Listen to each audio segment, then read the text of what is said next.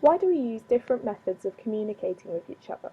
And how do we know which method is appropriate for a situation? Firstly, let's take a look at some of the different ways we can communicate. There are the obvious ones like talking and hand gestures, and then technology has enabled us to be able to talk on the phone, message over the internet, and even video call. Sometimes we are also communicating different messages to people without realising it. So for example, if we run away from someone we don't like, we are communicating that we don't want to be in contact with them. Similarly, if someone spends a lot of time with someone and is giving them gifts, they could be communicating their fondness towards them. So sometimes our actions are expressions of communication, and this is called non-verbal communication. Non-verbal communication includes body language, facial expressions, and gestures. These non-verbal aspects are useful for allowing you to strengthen what you are saying by generating other signals that support this message. It is important to match your body language and physical gestures with your speech, as otherwise this will confuse your audience. Verbal communication involves not just speaking, but being able to listen too. It's important within discussions that you're creating a good balance of talking and listening in order to effectively communicate and allow a good conversation to flow.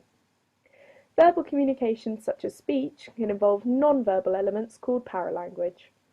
Paralanguage consists of factors such as tone, volume and pitch, and can be used to effectively demonstrate emotion.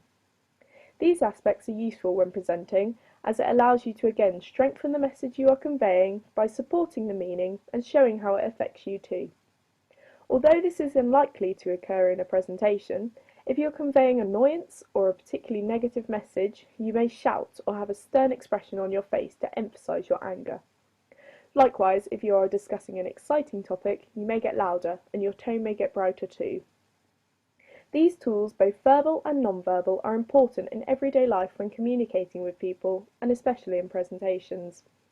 Engaging communication will include a range of different medium which you can use to communicate your messages across effectively. So you may want to use music, projected visual aids, or any other aspects to strengthen your presentation. This can depend on the audience, but it is important to remember, particularly with big audiences, you will be presenting to a lot of people with a range of different learning styles. So with a range of different communicating techniques, you will be able to appeal to more people. Location, audience, and even your personal preference can determine whatever you choose to use. But regardless of what medium you choose, as long as you're using it for the right reasons to support your messages in your presentation, it can be beneficial to giving a convincing presentation. Thank you for watching.